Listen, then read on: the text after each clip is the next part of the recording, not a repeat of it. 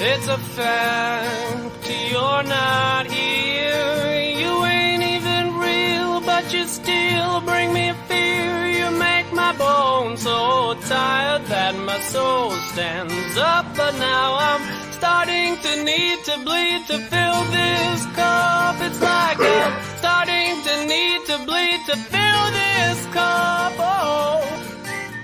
Hi, everybody. Welcome back to the Working Wing, the podcast where every week we watch the West Wing and break it down from our own unique working leftist perspective.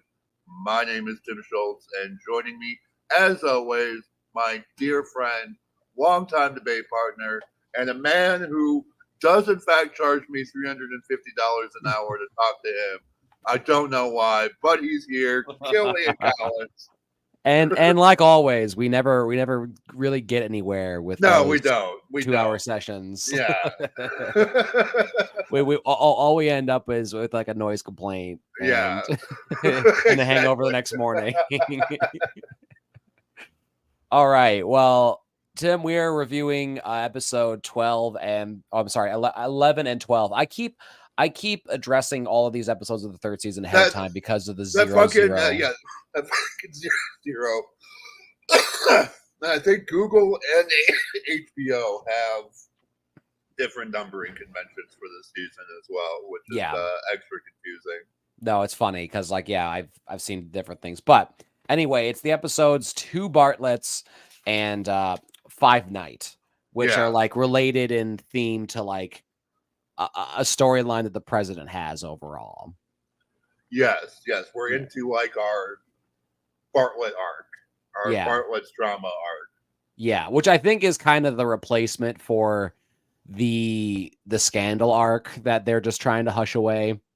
Yeah, it's very much like, which, I mean, to be fair, anytime you can't just have like Martin Sheen as an actor is probably the show's best resource.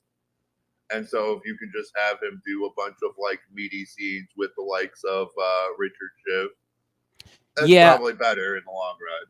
It just sucks because it's like you do have like I mean, they have a lot of good people. I think the person I'm probably sick of the most this season is probably Josh.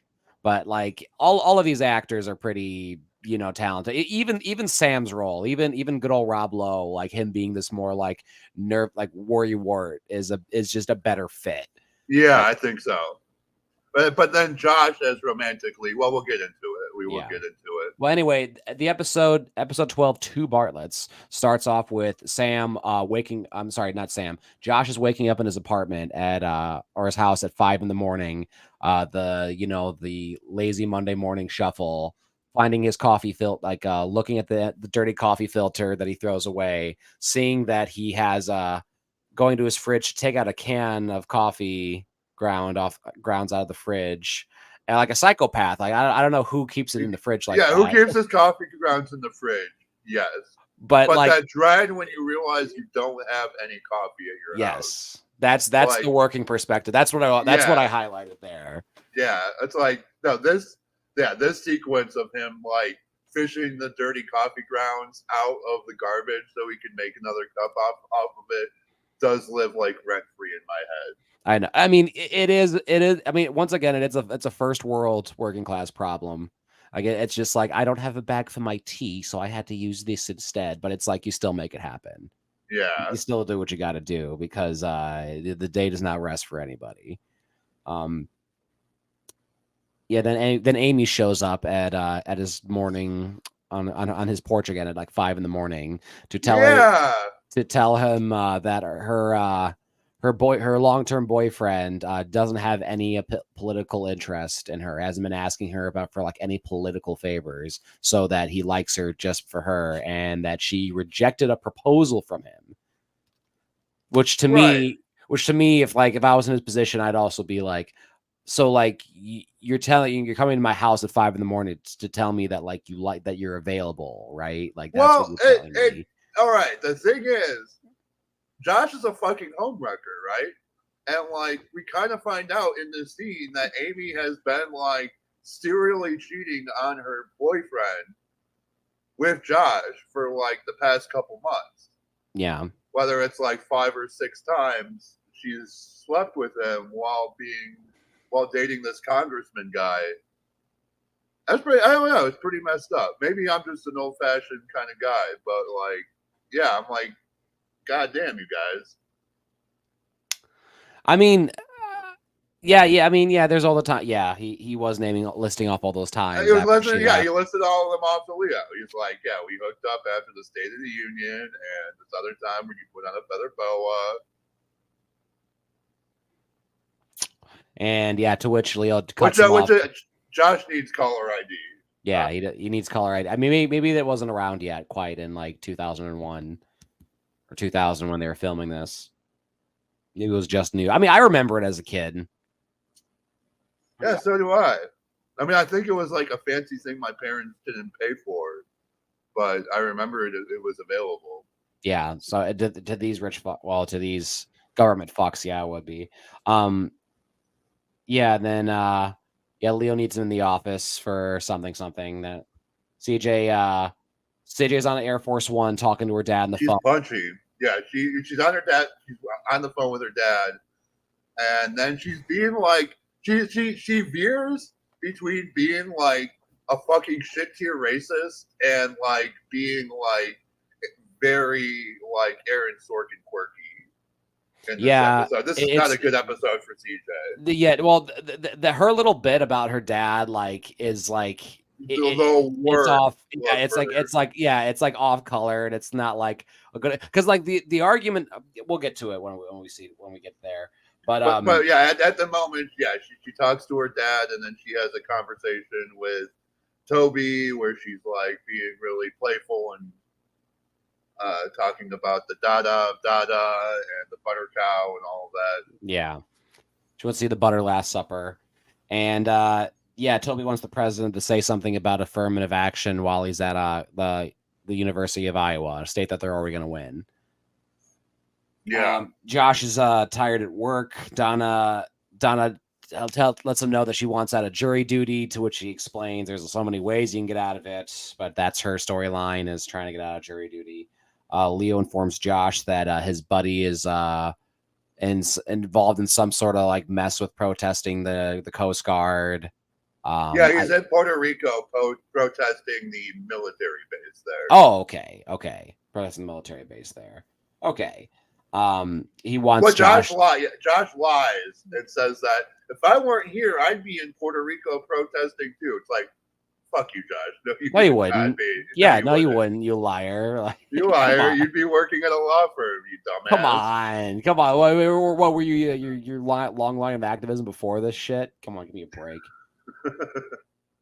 And then Toby meets he meets with the president on affirmative action. The president kind of puts it on the back burner. Not very. He's kind of treating it like this is a state we're already going to win. Like, why am I going to like put myself out there to be like attacked from any angle? Fuck it. Like let's just move while we're ahead. Toby's really on the moral crusade on this one.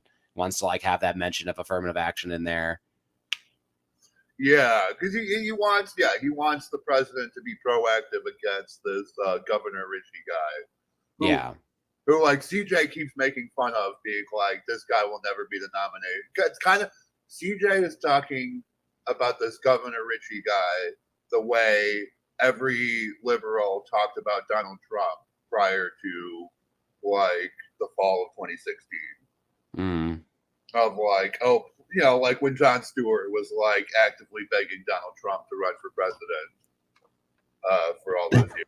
There are a lot of comedians doing that too, man. Like, believe me, and he's not the first person to like. He's not the only person he's asked him to do it either. So it's like I don't attribute all that to Donald Trump. I contribute it more to Hillary Clinton because she thought she had an in, and she thought like I'll run a stupid campaign and like avoid swing states because I have it in the back. Because who would vote for this idiot?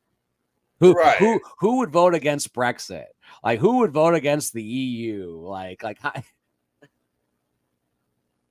That's the whole thing. These but Bartlett and Toby seem to recognize that Richie probably will be the nominee, and Toby wants to be proactive about that. Toby does not want to be the Hillary Clinton in this scenario, I would say. You mean like so they're worried about the Republican opposition? Yeah. Yeah, I would say fuck it. I'd still say like run while they're ahead. Like let's worry about running the country, because I think I think as a lame duck, or as the sitting president, that you should worry about how your country's being run, but when you're heading into your second term, because that's usually what determines like what gives all your opponent all the ammo is. Well, like, I think, yeah. I mean, later on, we'll get into it later on. But yeah. I mean, I think Toby would say if you're actively campaigning and you get asked a question about an issue, you can at least like position yourself strongly on an issue. Yeah. All right. Yeah, but the president gets reluctant. He keeps getting angry. Yeah, a lot of genuine anger from Bartlett about being like kind of hectored by Toby here. Yeah, of like kind of hovering me. And then CJ goes mask off in a conversation with Toby about affirmative action. Turns out, maybe we get it later, but yeah, basically, less qualified black women always got promoted over her dad, and that's why he was a math teacher his whole career instead of being the superintendent. Which is like the insensitive, horrible Republican argument against. Right, exactly. Action. No, like this is shitty, like conservative AM radio talk from CJ. Yeah, like straight up, just like my dad has Alzheimer's, and I feel like he would. My dad, like, it's black women's fault that my dad has Alzheimer's. Like right, like the biggest scale, like the oldest scapegoat around in America. Yeah, and it's just like, yeah, but that's the thing. She doesn't do the whole like, well, I just don't want to like, I don't want to punish people for like just being in a race, and then just like you know, being told that at a certain entry level, like, no, there's too many of like you type of people, so you're gonna have to move on from this institution. Like that also, like, it's like there's problems with that too, which is like a real conversation. Like that's like there's give and take with it. But also, this isn't even like affirmative action, what she's talking about. No, it's not. It's not at all. Which is like, but that's the thing. It's like a non-nuanced argument. It's just like, it's like a non-nuanced, just like a person's got like a personal thing there that they just like can't let go of. So, but it's also, I mean, whenever there seems to be this baggage that like of a conversation of like a side that Sorkin wants to have out there, but he wants to just like throw it at somebody, like CJ tends to be that person. Like a really, really bad opinion for her, but I think maybe he has got trust that what's her name again? Allison Janney is charming enough to make it work. Yeah, which I mean, honestly, she still is likable. She's likable, but it's like it's just kind of like I attribute that to like, well, you're just being racist because you're having a bad day. You're not really like you don't really hate black women like that. Right, like right. I hope not. Josh is he's arguing with some guy about the protest. Oh yeah, Amy. He goes to Amy's speech about it's kind of like this. I just wrote down like it's a lukewarm, like not very rousing speech. That's just like the same basic. Yeah, no, I have a note being like it feels wrong and weird. Like don't get me wrong. I love God damn it, what's her name? The actress who plays her. Yeah, she's a great actress. But her character is such a like manic pixie dream girl. Yes. And like every interaction we see with Josh, it feels weird seeing her like actually doing politics. Well, and the politics she's just saying is literally nothing but just like, yeah, well, these things are bad, these things are bad, these things are bad. And we can vote these guys out in 2 years. Remember, guys. And we get to overthrow the government. Right, right. I'm kind of just like, wow, that's like not very like this sounds like every PSL speech, and people and it's like, and then everyone stands up for a standing ovation, which I'm just like, yes, the people who I've seen put on speeches like this think that's gonna happen, and they're always amazed when it doesn't. They've been West Wing pilled. Like so much of modern politics is just these like millennials who were West Wing pilled. It is kind of a nothing speech that's supposed to be like a to the point thing, and we're gonna overthrow the government, like type of thing. That's just like, oh, like okay, but of course, like all these suits in Washington are like standing up and applauding for it at this charity dinner or whatever they're at. To which Josh comes up to her afterwards and wants to run away with her to Tahiti, buy plane tickets for in like 2-3 days, and she's fucking down. She's down. Yeah, Tahiti, it's a magical place. That's a Shield reference. Well, That's a I was Marvel's thinking Agents of Shield reference. I was thinking of Red Dead Redemption, where he was talking this wonderful land where they're gonna go, where they're just gonna eat papayas all day long. Okay, just need a little bit of money. Just okay. God damn it, Arthur. God damn it, Amy. We just need a little bit more money. Amy, I have a plan, Amy.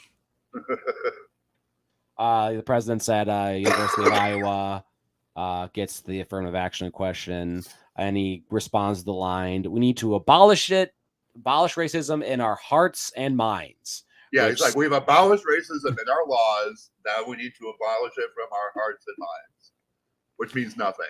Right. Like I was going to say, that sounds like my Spanish teacher in high school saying that you need to listen with your eyes, ears, and hearts, which meant nothing. Which meant less than nothing. Like it. I just say that sounds like some kind of overly religious football coach. It sounds like Coach Taylor talking to his guys. No, this was in the high school that we went to together. This is that's wild. Yeah, that is very wild. Like I never took Spanish. I didn't learn any Spanish. Granted. Well, there you go. I never learned any Latin, and I took that shit for like 3.5 years. Yeah, that's how it goes. Learning language in America, kids, it doesn't work here. It just doesn't work unless you have a bilingual, friend or relative or someone you can actually practice the language with. But in the schools, it's not gonna happen. Gonna happen. Sam meets up with the UFO with a guy who's really hung up on the UFOs, and it's mainly he's getting at it because his dad died. That's what they're getting at about this. But he wants to go to Fort Knox to investigate why this gold's missing, convoluted, yada yada yada yada. This guy's crazy type of view about him. But he said, he eventually had a line before Sam left about you can say I'm a crackpot, but don't disrespect the work that my father did. Yeah. To which Toby asked, hey, so how long ago did your dad die? Oh, Sam asked that. Sam asked that. This is Rob Lowe's new place in the show. He meets with the guy from Scrubs. Yeah, he meets with the Roswell people. Anyway, we transition to Toby. Toby's saying, when the gods wish to punish us, they answer our prayers. Right. Which is kind of going back to that, TJ is Richie would be such an easy opponent for us, and Toby's like, no, not so fast. And then he goes and yells at Bartlett for giving such a shitty answer on the affirmative action thing. Or is that later? He talks to CJ first, right? Yeah, later. I think we transitioned out of Josh talking to Leo and Amy, and he asks Leo if he can go and instead of going to this meeting, go to Tahiti. Leo lets him go, and then Josh fucking totally cancels on Amy because he's a homewrecker. Also I just have a note. It's almost like being in the White House is not conducive to living a full life. And you'd almost have to imagine that someone living under this kind of high stress, 24/7, 15-hour-a-day kind of environment would maybe only last a year or two. Yeah. Year and a half, maybe. Year and a half. That's how it fucking goes. Josh should not still be in this job. He should be gone in Tahiti banging his hot girlfriend. And that's during smooth presidencies. Yeah, exactly. Yeah. Exactly. Under Trump, it was a lot lower than that. Right. But honestly, it's same old shit. Same old shit, different crackpot in the office. Toby's still arguing for AA with CJ. Yeah, we get the CJ. Her dad's got Alzheimer's thing. Yeah. And then Amy stops at Josh's, and he's got his apartment set up as Tahiti. And then they, I assume, have kinky island sex in his apartment. Yeah, probably some pretty racist shit happens there, but we pan away, so we don't have to get. She's feminist, so it doesn't matter. The president sees Toby on Elite and Plane. Oh yeah. They had this conversation about elite language and plain language, and having things just having things like well spoken. Like, yeah, I think like Toby was just trying to get at like there's a difference between like speaking to people more directly, and then like speaking in like the East Coast educated way. Well, yeah, so this is like, when he's talking to the president at the end, right? Yeah. This is their big confrontation. They're back at the White House in the Oval Office, and yeah, he's like, yeah, there's a difference between well spoken and plain, folksy. I think he says educated and masculine, which I think also kind of hits the nail on the head. I mean, let's be real, a lot of this, and I will kind of see this play out. This is Aaron Sorkin just aiming, full double barrels at George W. Bush in a lot of ways. This is him. I think we'll see it play out more, but like when he talks about like, yeah, the guy who sounds educated versus the guy who sounds folksy, you have to imagine he's relitigating Corby Bush. Yeah. Kinda. I mean, also, I think a big factor in the election too. Well, yeah, I think the Sorkin and to the liberal mind, they would see it as like academic versus like folksy. I mean, I was these days I kind of see the Gore and Bush race more like, well, I think Bush kind of won it because he seemed more like a moving person, and like Al Gore seemed more like a robot. God love him. Yeah. Like that's just who the fucking guy is. And George Bush, like you can have a beer with him. Like that's the thing. And exactly. That's the fucking crazy shit. Like he's the perfect puppet for the Republicans, and because he's like, oh, he's just good old boy from Connecticut. So everyone always forgets that. Like he's like, this motherfucker is from Connecticut. The motherfucker is from Connecticut. Yeah. But then then Toby drops right in with like, oh, like ask him the question of like, your dad used to hit you. Yes. So he goes to this place, which is just so fucking wild. Right. And yeah, he's like, yeah, your dad used to hit you. You were smarter than your dad, and he didn't like you, so he hit you. That's what people do when they don't like you. They hit you, sir. Well, it's also just like, it's like, Toby, why wouldn't you think to like word this a different way of like, yeah, like didn't your dad hit you too, or something like that? Like kind of normalizing it, like it's like, yeah, this is back in the time when like this happened, like all the fucking time. Like, yeah, it's a crazy scene. It's a great scene. I do love this scene because it's fucking two great actors just doing their thing, which is when the West Wing is at its best, in my opinion. But then the president does give like any other guy would have tossed you out on your ass a long time ago. Which, yes, exactly. Toby probably would be fired here. I mean, we've said it before. Toby probably would have been fired back in like season 1 when he got caught insider trading. Yep. But well, Nancy Pelosi never got out of like no one's ever. That's true. That's a whole separate conversation. But yeah. No, he's really trying to like drill down on some deep psychological shit with the president.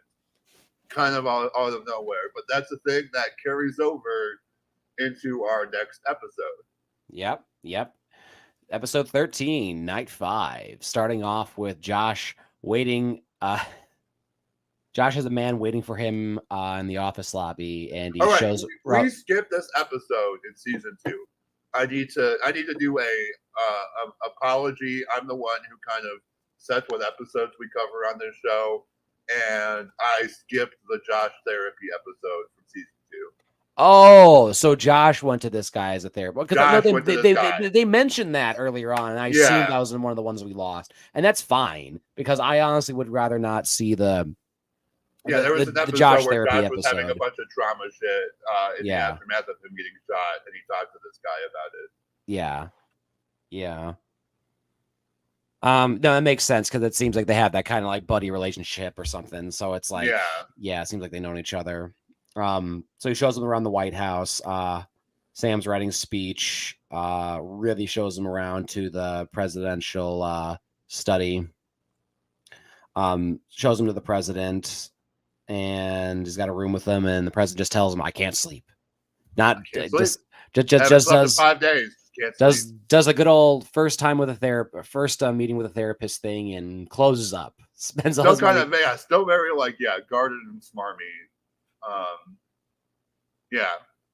And then CJ's in the press room, reporting on she just kind of finishing up business as usual. And then on her way out, a reporter comes to her, talking to her. Well, I guess a guy who either runs who this is, right? Who this actor is?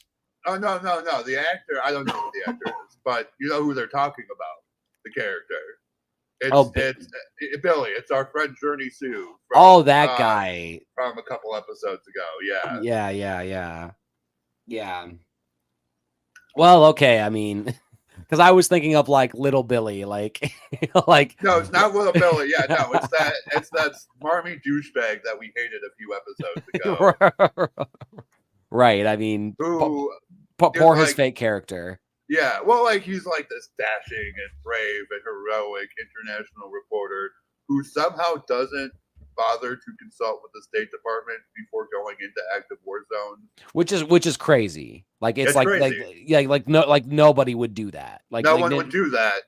And then also this fucking useless dipshit who's his boss has waited like 2.5 days to actually tell anyone that this guy is fucking missing in an active war zone. Like didn't show up for work for 2 days when he's in an active war zone, and after the first one, didn't follow through. That should have been a red alert after he missed the first check-in. Yes. Which I would understand is that's the way things are done. Like if you're reporting in, Gaza right now and, you miss your fucking call on something right now, I think your boss is probably freaking out. On the phone with the State Department. Yeah, right. Absolutely. Right. That's how this shit works when you're a journalist in a war-torn country.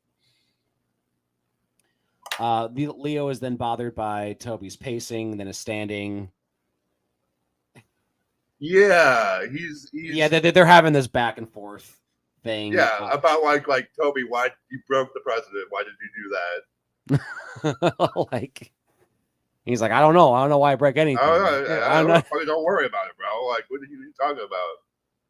CJ tells Leo about Billy in the Congo. Ainsley reappears. We have the return of Ainsley, and she's shows up in this sexy ass dress. Yeah, she's just there to wear a sexy dress. Right. Episode. She's there in this sexy ass dress, which I'm thinking right away. I'm just what the fuck? Well, and of course. It's so funny. It's just she's there to wear a sexy dress and be Aaron Sorkin's mouthpiece about what real feminism is. Thank you. Right, from the GOP sassy lady, showing the other ones. Well, and it's really she's the spokesperson for Sam. Sam, it's Sorkin is the Sam character. Yes, who right, and it's can't that's say fucking anything anymore, man. I'm telling you. That's what's. Man. Jesus Christ. All right, well. Yeah, the president and the doctor talk about symptoms, psychological factors, just balled up. He tried to list through anything physical. They get to it has to be psychological. Donna's at a bar with a friend and he offers her. I would say Stanley and Bartlett have good chemistry. I think their scenes have a good flow to them, a good pop. These two actors are doing good work together.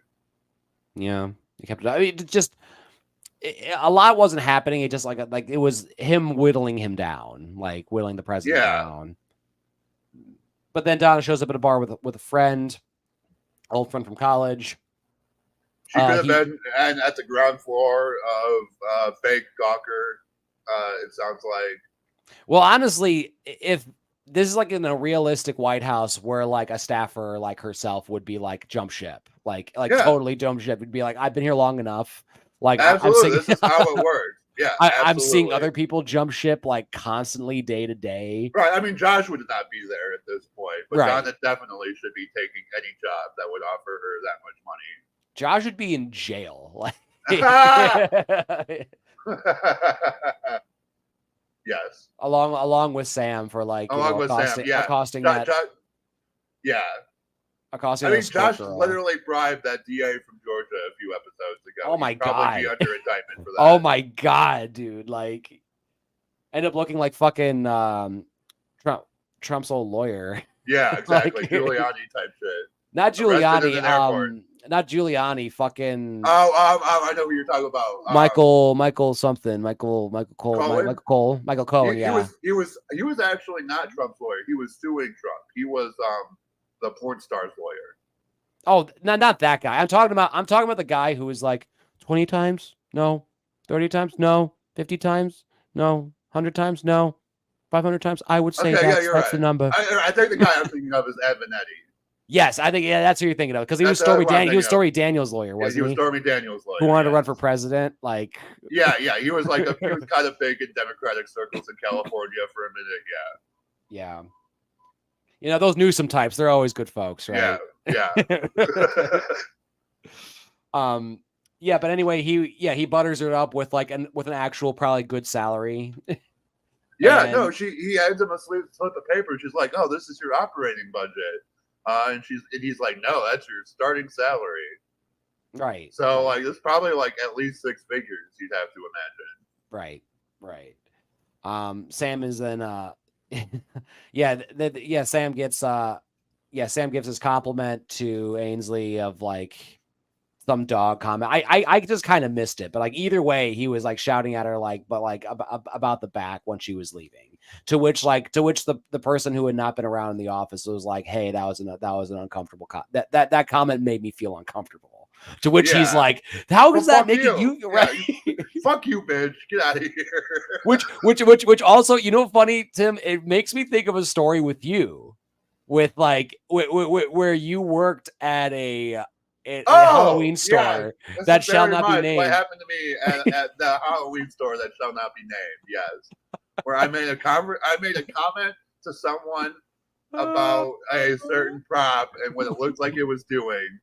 And it looked like it was doing it. Yeah.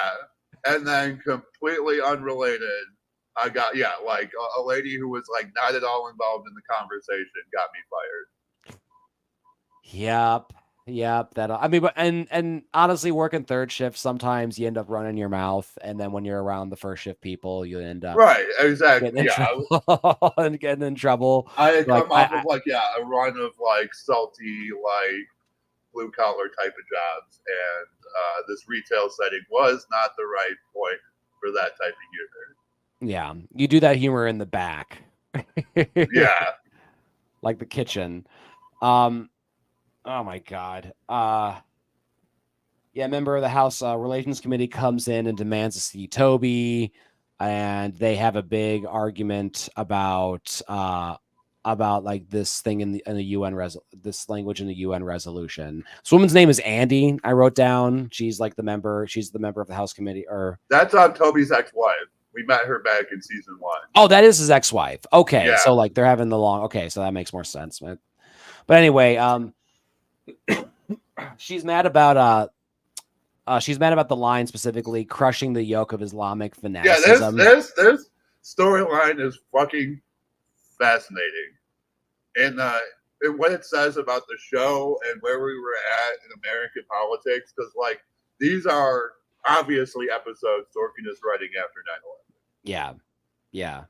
And the thing is there was no 9/11 in the West Wing, and yet out of nowhere, the entire Bartlett administration is just all of a sudden like fiercely Islamophobic. Out of fucking nowhere.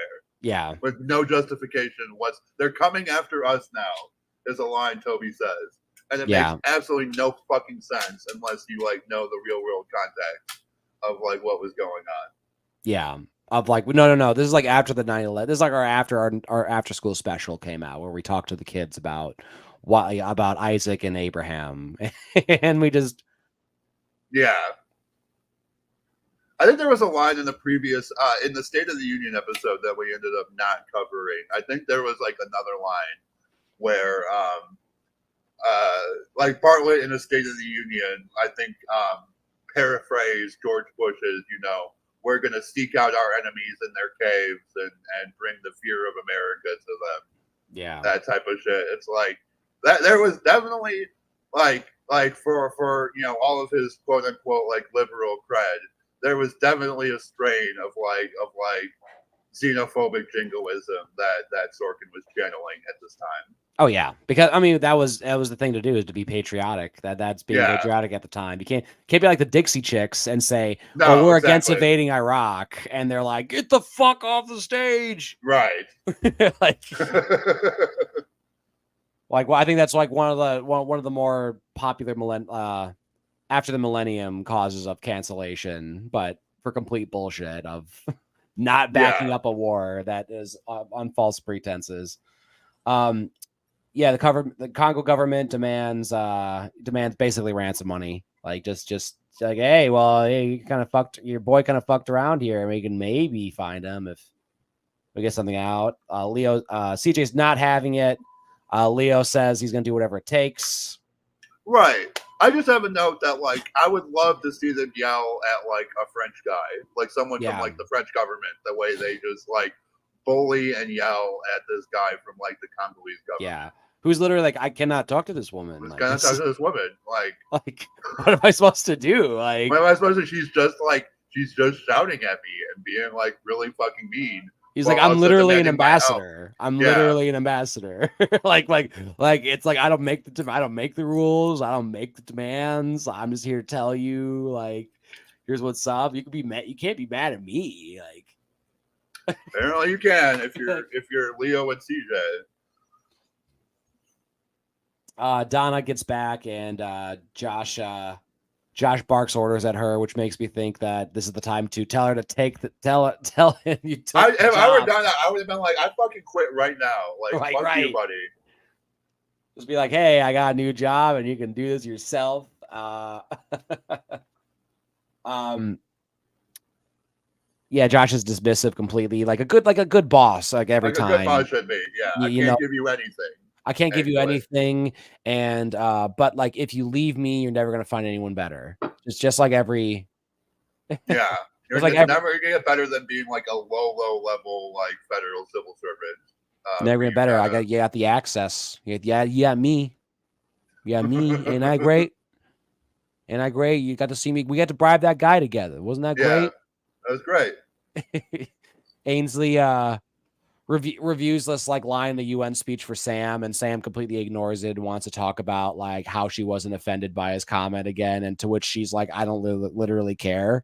Like I got work to do, which is also like the other point of like, Sorkin, you're writing this and you're really already saying with this woman is that like, yeah, she just doesn't care because she's trying to get other work done, and that's it. But it's like, but that's, you know, we'll get down to that because it's like, but that's not like the issue that like why Sam got yelled at. Like Sam got yelled at because he offended somebody else who was just like, who was just there helping out and wasn't used to the office, and that's it. And which could just be handled with like a, you know what, I'm sorry. You know, that was appropriate. She's a friend of mine. She's not offended by it, but I'm sorry for offending you. Right. And that's already fine. Like, that's fine. That's fine. You're not going to get fired for this, Sam. Just move the fuck on. Right.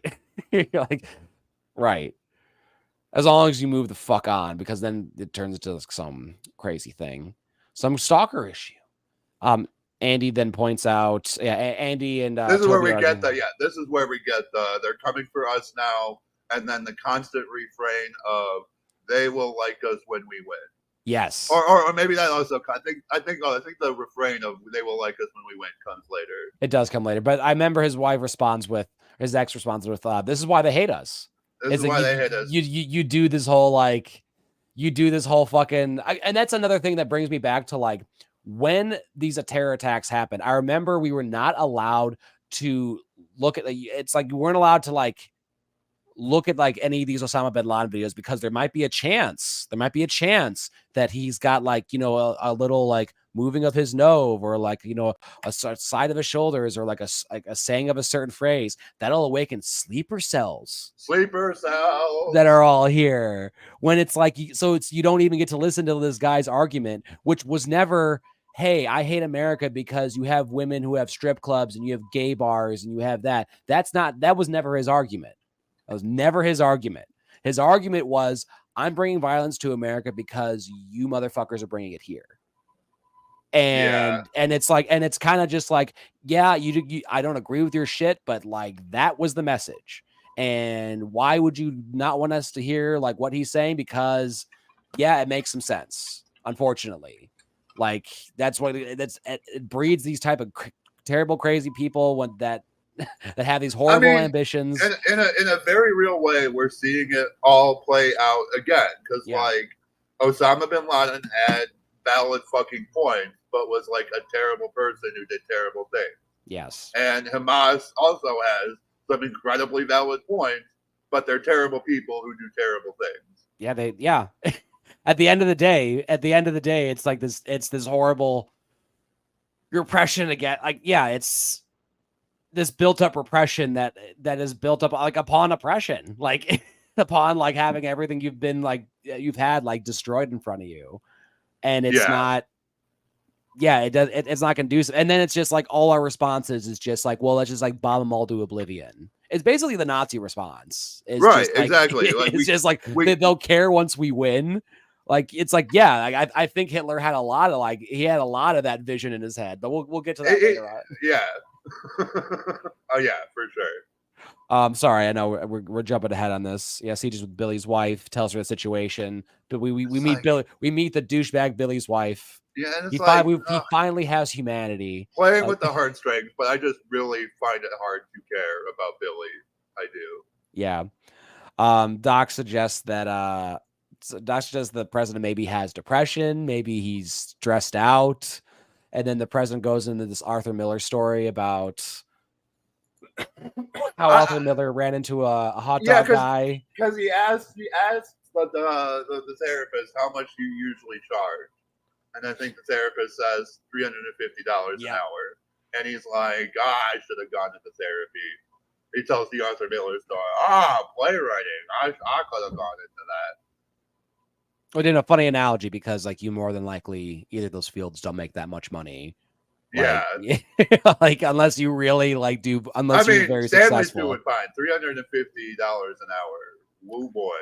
Well, there's some actors that are doing really good, but there's a lot of them. Yeah, the top of doing too hot. There's a lot of psychologists too that are like also not doing too hot. that are just like it's like I'm on BetterHelp. I'm being that's true. No, you're absolutely right about that. Yeah, and then he starts to talk a little bit about his dad. He kind of shuts down, right? He's still like trying to be evasive, and then Stanley hits him with, to me, one of the most baller lines, which is, if you were any other patient, I would. And then the president's like, talk to me like I was any other patient. He says, screw around all you want. It's your money. It's about to be my money, and I sleep fine.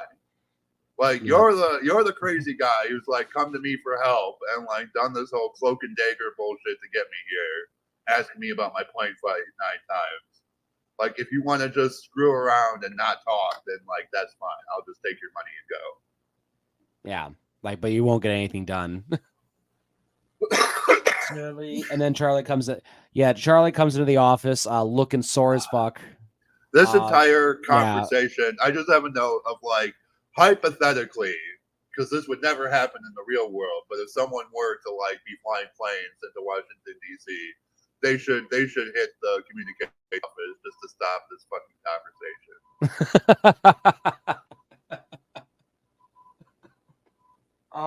conversation. Sam's still stuck at his comments, and Aisley's like, leave it the fuck alone, and he drags the intern that mentioned anything about this. The drag turned back in there, and Charlie's in there trying to justify losing at basketball to his little sister.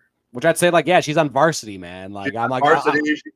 She's like 17 and plays every day. You're 26 and sit at the desk all day. Right. Yeah. Like, I work 15-hour days doing this shit. Like, you fucking kidding me? She's gonna whoop my ass. Like.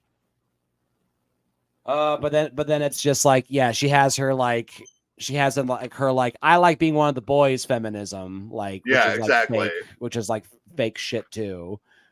Like, but it's like, of course, it's like she's the mouthpiece. That sexist. Yeah, according to Aaron Sorkin / Ainsley Hayes, the sexist comments from Sam are just the price women pay to be like seen as equal by men. Essentially. Well, the thing is it's like, if she wants to argue that it's like, I'm not offended by it, that's one thing. But it's just like, it's this argument with like why you shouldn't be offended by it, which is just like, okay, but it's like, I don't know. Like, do you get to like figure that out? I mean, like, unless you're like because it's not like this intern's throwing this shit out at him like herself. Like, she's just kind of like, hey, can you like keep it down with that? Like, just for I know you guys know each other, but it's like a little. Can you not be like bellowing? Can you not be bellowing sexist comments in the middle of this like very busy office, please? Right. Like, maybe save that. Maybe save your little flirty shit for like, you know, your scenes where she's in your office or something. Like, or maybe if you want to compliment her dress, maybe just keep it like actually like office appropriate. You look great in that dress. Keep it office appropriate. That's it. Like, don't get too creative. You know what I mean? Yeah, he goes like save that for the bar. Like Sam, the like East Coast elite lawyer is like, oh, that's the dress that'll make like a trained dog bark or something. Like he's a fucking like Southern rancher or something. Right. Like he's like fucking been working construction all day and he's just like been doing man's work or something like that. And he's just gotta like just tell this woman she looked good. Like, it's like, okay, but like, you ain't that guy, motherfucker. Like, you ain't that guy. You ain't half of that guy. No. Because the best he does in a bar fight is ask Secret Service to come in. Like, like that's his move. If it's like if the Hell's Angels come and like try and stop him, his move is gonna be like, well, Secret Service is gonna point a gun at you and they could blow your head off and get away with it. We saw that in that episode where they had a bar fight too. Right. Like, right. Oh my God. Yeah, Donna comes to Billy's comforts Billy's wife with coffee. She's concerned about like I know my husband's been negative about the White House before, but they care, right? More heartstring shit. We love journalists. CJ loves journalists. Don't worry. Especially Julian Assange. She's always loved Julian Assange, like, even from this time. And Andy gives Toby her insert that she wants him to look over. And there's an argument between like ideology versus reality. Like, right. Well, and Toby tries to be like, look at these like 3 nice things we've done for the Islamic world, and they still don't like us. Like, yeah, we're still like taking over countries and enabling violent regimes and like perpetuating violence. Right. But like we've done like 3 nice things for like the Middle East over the past 50 years, and they still don't like us. So what are we supposed to do? We just got to bomb them all, Andy. Right. We got to kill a couple more million. You know, we got to like sanction it. We got to sanction these countries so like their children can't get medicine or like food or like adequate nutrition. You know, like, hey, like, that's the thing. They got to pay that price. We can't like hold their hand because you know, like, and here's the thing. And one of my favorite lines he has is that the theater of democracy is coming near you. You listening, Libya? Well, I mean, but that's the thing is like when democracy comes to these places, it looks like bombing the shit out of like all your infrastructure and it not being repaired, and then like all these radical groups coming into the power. Exactly. It's no plan. It looks like Hamas taking over in Palestine. It looks like the Taliban still ruling in Afghanistan, fucking 23 years after we started invading them. It looks like ISIS, like taking up like regional space in like in Iraq. It looks like single-handedly creating ISIS. Absolutely.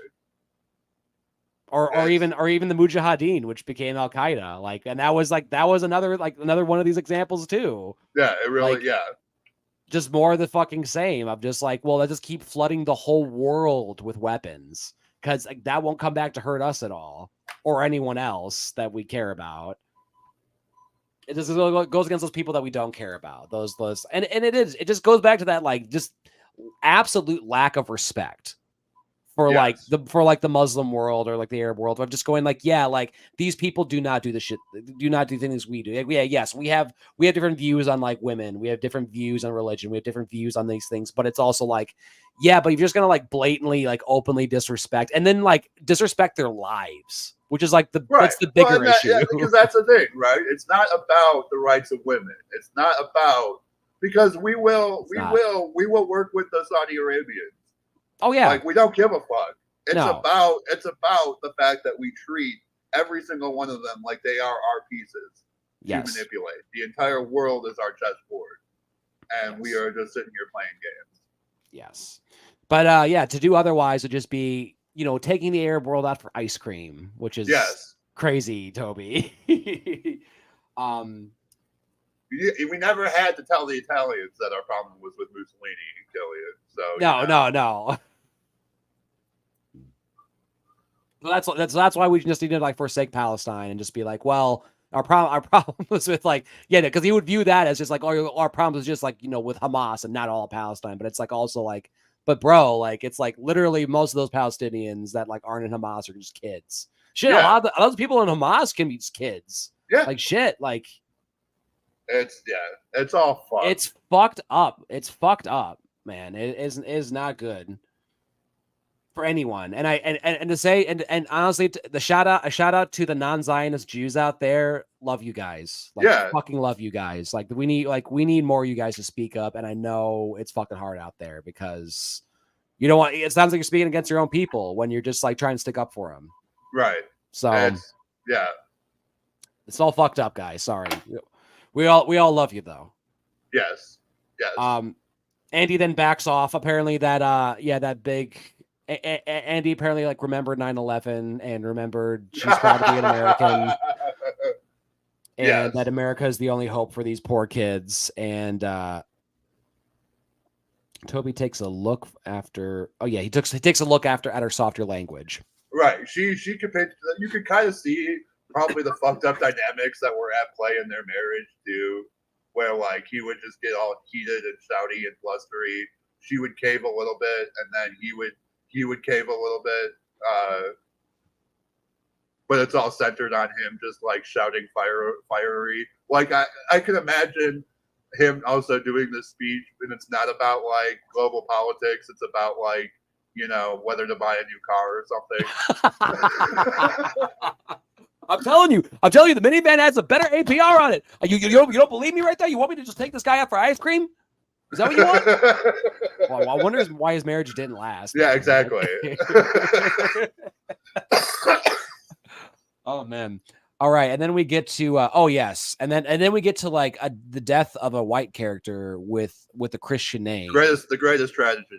Right, the greatest tragedy. The douche waffle Billy is actually been found, like he's reported to have been dead in an ambush. To which his wife screams to hearing the news, and the West Wing staff has the terrible burden of having to let him know the sacrifice that he made for, you know, we don't know, you know, not for his country certainly, but for, you know, this fictional fake bad emotional heartstring thing. And, you know, probably because Sorkin wanted to write this guy off pretty quick.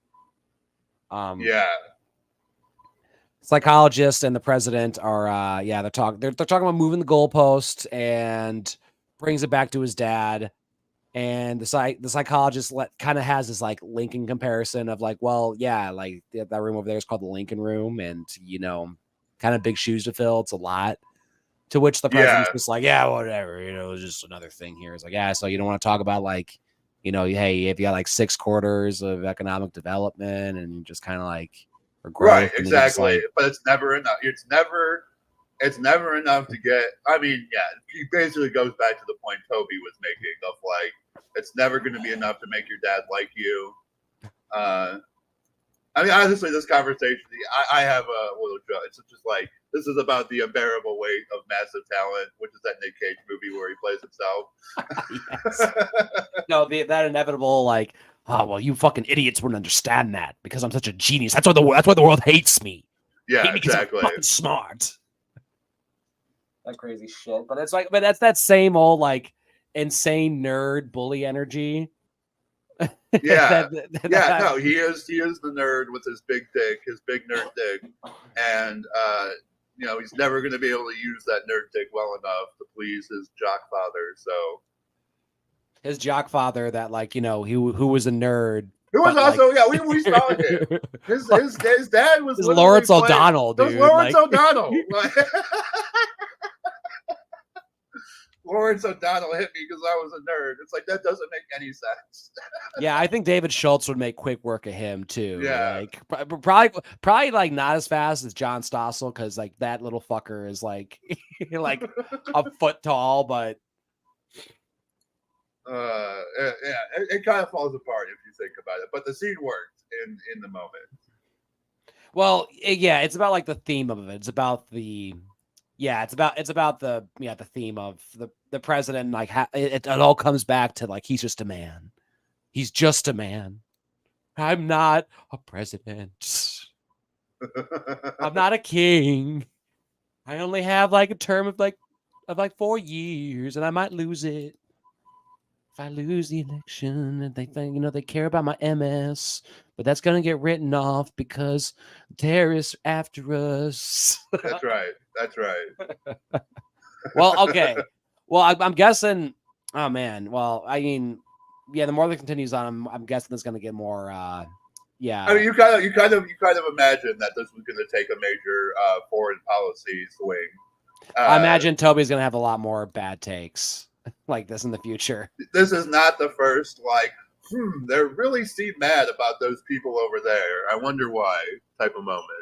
I imagine they're going to call them like some fake group, like Al Qaeda or something like that. Like, which is funny because like at the end of season 1 or at the start of season 2, I think they even name dropped Osama bin Laden. In a conversation in the Situation Room where they're talking. I think I remember that like somewhere, like, and that was before 9/11. Yeah. Well, he didn't he like try and like have some attack on the World Trade Center before that? Osama bin Laden, yeah, Osama had organized was also behind the 92 attack too. Okay. As well. Okay. Well, that's probably why he got the name drop. He was like, he was going to be a season hit later on. Season 6 or so. Oh yeah. Well, what are we watching next? Are we watching the next two? Let's see here. Okay, actually, we will definitely watch Hartsfield Landing, episode 14, and I think we will. Dead Irish Records. I think that's an episode you'll get a kick out of. So okay, we'll see. Yes. Well, I guess until next time, folks. Keep working.